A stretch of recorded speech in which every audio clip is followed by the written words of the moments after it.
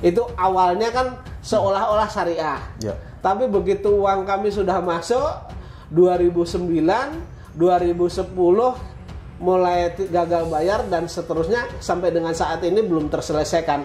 Artinya ini bukan syariah juga, Mas. Ya, betul. Menurut hemat saya Yusuf Mansur itu ketika akan mengeruk mengatakan syariah, tetapi ketika sudah dapat di sana ya nggak tahu syariah lagi. Betul saja. Ini pun sudah disentil oleh netizen gitu loh ya, ini dikutip dari Era ID gitu ya. Yusuf Mansur borong 250 juta saham atas nama pemuda gitu ya. MSI Bank, netizen berkata syariah nomor sekian, yang penting cuan gitu. Saya bacakan Mbak. Saya optimis bisa membeli ambil dalam menggait 1 juta nasabah dalam waktu 3 bulan dan mencapai 3 juta pengguna baru hingga akhir 2021. Saya percaya layanan motion banking dijamin aman. Ini milik MNC Bank ya, atau MNC Group ya, penuh berkah dan bermanfaat bagi rakyat Indonesia, betul sponsor. Nah, unggahan itu dibanjiri respon dari netizen gitu ya. Mereka merasa sponsor ini hanya memikirkan uang, sebab bank yang tersebut itu bank konvensional atau tidak syariah. Nah, dikomentari oleh netizen syariah nomor sekian, yang penting cuan ya nggak usah gitu. Yang penting cuan, mau saham syariah apa nggak urusan belakangan. Jangankan hanya karena cuan, apapun disikat touch gitu, kata akun apa harusnya, itu memang benar Pak ya, seperti yang disampaikan oleh Bapak Ponman gitu ya, leader Python, bahwa Yusuf Mansur itu kalau bikin bisnis ini tidak menggunakan prinsip-prinsip hukum. Jadi aturan ditabrak dulu, itu nanti kalau ada masalah diurus belakangan gitu Pak ya. Betul. Misalkan rata-rata nabrak aturan Pak. Dulu kalau mengumpulkan uang nilainya 3 juta itu kan nggak boleh. Iya. Nilainya turunkan Pak. 7.700. Atau yang salah pun bisa dibenarkan Yusuf Mansur. Misalkan terkait Masjid Auriyah gitu Pak ya. Di situ kan banyak pihak yang menduga bahwa ini ada permainan ya soal tukar guling lahan masjid gitu Pak ya. Kenapa ditukar guling di tempat lain? Nah, ini Yusuf Mansur malah terkesan membela kepentingan MNC Group gitu Pak ya. Ya, jadi setahu saya apa yang saya pelajari di bidang jelas hukum, kita menjadi patokan itu ketika MUI, kemudian NU, kemudian Muhammadiyah sudah mengharamkan, kita sebagai Muslim ya tentu kita sami'na wa ta'na. Artinya sudah nggak usah lagi ditabrak lah gitu. Tetapi kenyataannya kan Yusuf Mansur tetap saja masih berkelit, manfaatnya dan lain sebagainya. Menurut hemat saya berkelitnya Yusuf Mansur inilah adalah akal-akalan yang menurut hemat saya akal-akalan yang tidak masuk akal begitu. Karena NU jelas.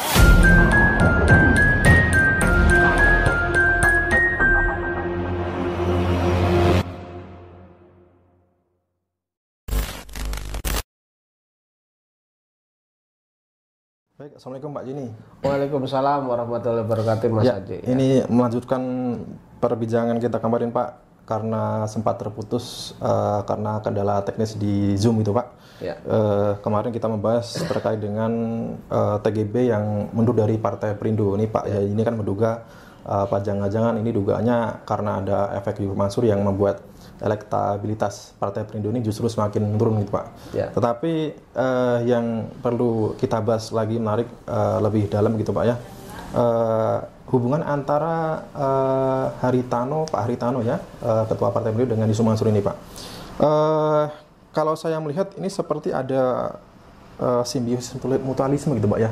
Di sisi lain Yusuf Mansur itu menggelontorkan ya, menginvestasikan uang senilai 80 miliar itu Pak ke MNC Bank itu Pak. Dan Yusuf Mansur sendiri juga mendapat keuntungan ini di media-media ini sering diberitakan yang baik-baik oleh beritaan MNC Group ini Pak. Nah, kalau Pak Zini melihatnya bagaimana Pak? Ya, jadi berkaitan dengan mundurnya TGB dulu ya, mungkin perlu saya komentari. Kita perlu memberikan apresiasi yang terbaik lah untuk TGB ya. Betul. Karena kan TGB ini adalah tuan guru bajang ya. Tuan guru bajang itu kalau di tanah Jawa ini sama dengan kiai lah begitu. Betul. Ya. Habis juga. Ya, kiai. Artinya kalau mereka masuk Perindo menurut hemat saya itu adalah hal yang kurang tepat lah begitu ya. Karena apa? Jelas berbeda ya. Basic awalnya dari TGB inilah keagamaan, kemudian di Perindo sendiri itu kan partai konvensional artinya ya, bukan partai agama begitu.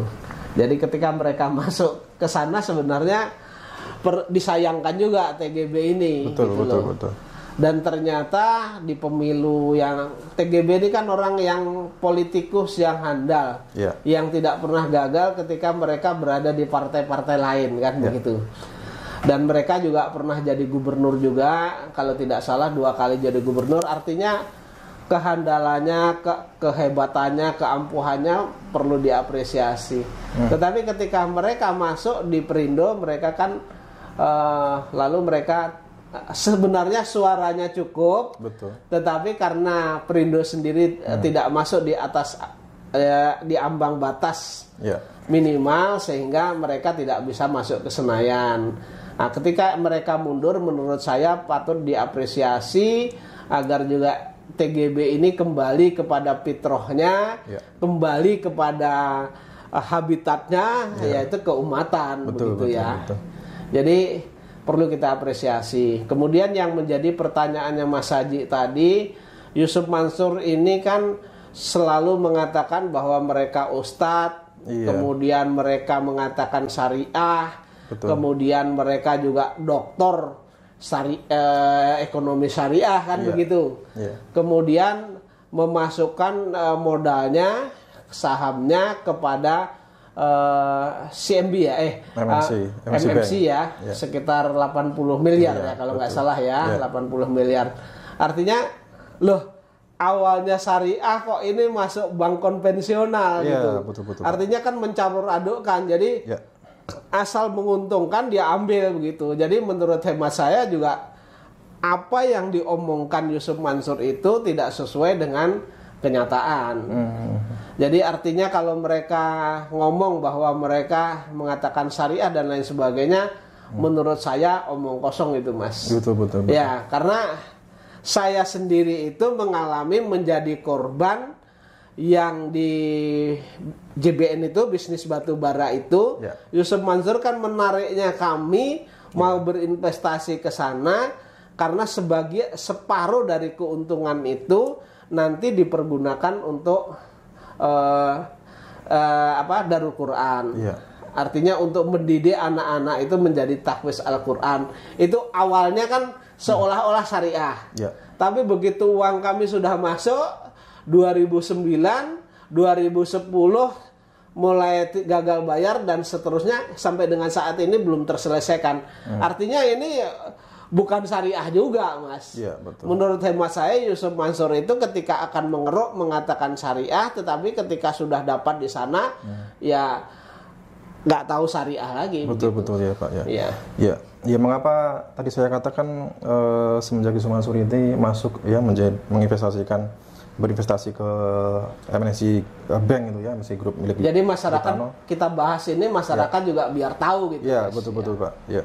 Dan Yusuf Mansur mendapat feedback ini sering diberitakan hal-hal yang positif oleh MNC gitu ya, seperti ini Yusuf Mansur dikatakan ahli ekonomi syariah gitu ya. Di Sindo News gitu ya, Yusuf Mansur disebut ahli ekonomi syariah, jadi alasan masuk majelis masyayikh begitu ya di sejak tahun 2021. Masih banyak pemberitaan-pemberitaan terkait dengan Yusuf Mansur, dan di sisi lain ini Yusuf Mansur seperti apa ya Pak ya, yang benar pun bisa jadi salah, atau yang salah pun bisa dibenarkan oleh Yusuf Mansur. Misalkan terkait Masjid Al-Huriyah gitu Pak ya. Di situ kan banyak pihak yang menduga bahwa ini ada permainan ya soal tukar guling lahan masjid gitu Pak ya. Kenapa ditukar guling di tempat lain? Nah, ini Yusuf Mansur malah terkesan membela kepentingan MNC Group gitu Pak ya. Iya. Jadi setahu saya apa yang saya pelajari di bidang hukum, sebenarnya ketika itu wakaf itu sudah mati, Mas. Iya. Artinya tidak bisa lagi ditukar dengan bentuk apapun. Ya kan? Nah, apalagi ini kalau toh misalnya harus tukar guling, seharusnya tukar untung lah, Mas. kalau mau ini ya.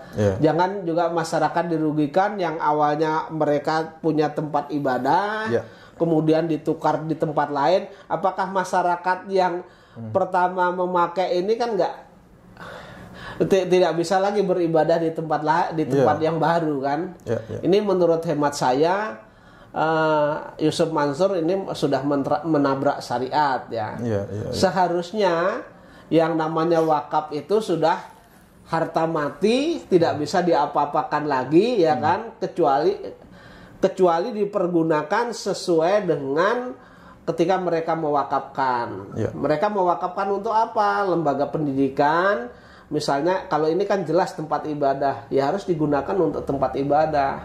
Sesuai dengan pernyataan pewakaf gitu.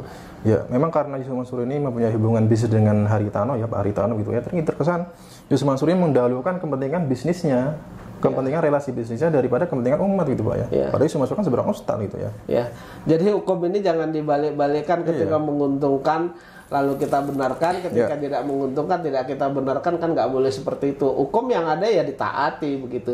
Tapi kita tahu sendirilah ya, yang namanya Yusuf Mansur ini kan mereka contoh yang paling real ya ketika mereka berceramah di Masjid Darussalam, mereka berpresentasi bisnis batu bara itu mengatakan bahwa saya di sini diangkat sebagai komisaris, kemudian saya menjamin bahwa investasi bapak-bapak dan bapak-bapak akan aman dan lain sebagainya. Kenyataannya sampai dengan sekarang uang kami kan nggak pulang begitu. Artinya menurut hemat saya Yusuf Mansur memang orang yang sudah tidak bisa dipercaya lagi.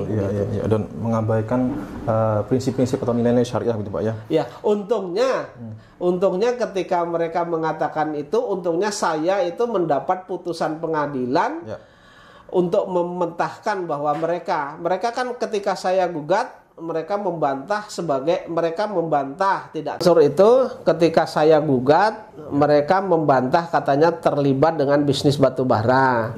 Kemudian mereka membantah juga bahwa mereka sebagai komisaris utama dari PT Adipati Perkasa. Tapi ada satu putusan pengadilan yang 313 melawan si MB Niaga ya kan, si MB Niaga melawan Yusuf Mansur dan kawan-kawan yang gugatannya itu didaftarkan tahun 2011, kemudian diputus di 2012 itu. Yusuf Mansur digugat itu berkedudukan sebagai komisaris utama. Ya kan? Kemudian Yusuf Mansur di dalam jawaban perkara itu ya kan, saya punya bukti, sudah saya download, mereka tidak membantah sebagai komisaris utama. Artinya Yusuf Mansur ini ketika mereka jadi masalah, mereka selalu membantah begitu. Itu. Jadi menurut hemat saya ketika orang sudah seperti itu kan, salah satu orang munafik ketika mereka berkata selalu berbohong itu kan syarat-syarat orang munafik seperti itu Mas begitu. Kriteria orang munafik kan seperti itu gitu. Beri kepercayaan tidak amanah gitu, tidak amanah ya. Itu tadi Pak, jadi menyampaikan Pak Yusuf Mansur ini disebut sebagai ahli ekonomi syariah ya, bahkan dokter yang gelar-gelar syariah gitu ya. Tetapi dia sendiri itu selalu mengabaikan prinsip-prinsip syariah gitu ya. Ini pun sudah disentil oleh netizen gitu ya, ini dikutip dari Era ID gitu ya. Ustaz Yusuf Mansur borong 250 juta saham atas nama pemuda gitu ya. MSI Bank, netizen berkata syariah nomor sekian, yang penting cuan gitu. Saya bacakan Pak. Saya optimis bisa memberi andil dalam menggait 1 juta nasabah dalam waktu 3 bulan dan mencapai 3 juta pengguna baru hingga akhir 2021. Saya percaya layanan motion banking dijamin aman. Ini milik MSI Bank ya, atau MSI Group ya, penuh berkah dan bermanfaat bagi rakyat Indonesia, betul Yusuf Mansur. Nah, unggahan itu dibanjiri respon dari netizen gitu ya. Mereka merasa Yusuf Mansur ini hanya memikirkan uang, sebab bank yang tersebut itu bank konvensional atau tidak syariah. Nah, dikomentari oleh netizen syariah nomor sekian, yang penting cuan ya, nggak ustaz gitu. Yang penting cuan, mau saham syariah apa enggak urusan belakangan. jangankan hanya karena cuan, apapun disikat touch gitu kata akun apa Rusdan itu memang benar Pak ya, seperti yang disampaikan oleh Bapak Poniman gitu ya, leader Python, bahwa Yusuf Mansur itu kalau bikin bisnis ini tidak menggunakan prinsip-prinsip hukum. Jadi apa namanya, aturan ditabrak dulu, itu nanti kalau ada masalah diurus belakangan gitu Pak ya. Betul. Misalkan contohnya MUI sendiri sudah mengarahkan kripto. Nah, ini bersama anaknya Berda malah bikin token ya Pak, altcoin. Iya. Juga. Kemudian MUI dan Nahdlatul Ulama sudah mengarahkan MLM Pak ya. Bisa masuk malah apa namanya menjalankan Python MLM tersebut. Pak sini namanya Pak. Jadi begini Mas. Kita ini kan sebenarnya segala sesuatu di dalam Islam itu kan sudah diatur, ya kan? Halal haram itu jelas dalam Islam kan begitu. Kemudian di negara Republik Indonesia ini adalah organisasi ormas keagamaan terbesar adalah Nahdlatul Ulama. Kemudian juga ada MUI kan begitu. Nah, ketika MUI sudah mengharamkan, kemudian Nahdlatul Ulama sudah mengharamkan, apalagi Muhammadiyah. Iya betul. Iya kan? Yang jelas kita menjadi patokan itu ketika MUI, kemudian NU, kemudian Muhammadiyah sudah mengharamkan, kita sebagai muslim ya, tentu kita sami'na wa ta'na. Artinya sudah nggak usah lagi ditabrak lah gitu. Tetapi kenyataannya kan Yusuf Mansur tetap saja masih berkelit, manfaatnya dan lain sebagainya. Menurut hemat saya, berkelitnya Yusuf Mansur inilah adalah akal-akalan yang menurut hemat saya akal-akalan yang tidak masuk akal begitu. Karena NU jelas mengharamkan, kemudian MUI mengharamkan, apalagi Muhammadiyah, Mas. Iya betul. Ini kan ini sebagai sesuatu yang lain sebetulnya, sebagai seorang ustadz ini kan ini menjadi panutan umat gitu ya, pelaku umat ini supaya bisa membedakan mana yang haram, mana yang haram. Kalau misalkan seorang ustadz bahkan yang jelas tidak syar'ah, yang jelas dikatakan haram ini ditabrak, nah ini umat mau kemana gitu Pak? Ya, kalau Yusuf Mansur udah nggak usah dikatakan ustadz lagi, ya kan jelas perbuatannya, artinya perkataannya dengan perbuatannya kan sudah berbeda Mas. Saya jelas mengalami sendiri dan merasakan kerugian terhadap harta benda kan begitu. Ya walaupun jumlahnya tidak banyak, tetapi misalnya saya 80 juta kalau dikumpul dengan 250 jamaah itu kan jumlahnya cukup besar Mas. Kurang lebih masih yang belum dipulangkan itu sekitar 50 miliaran Mas begitu.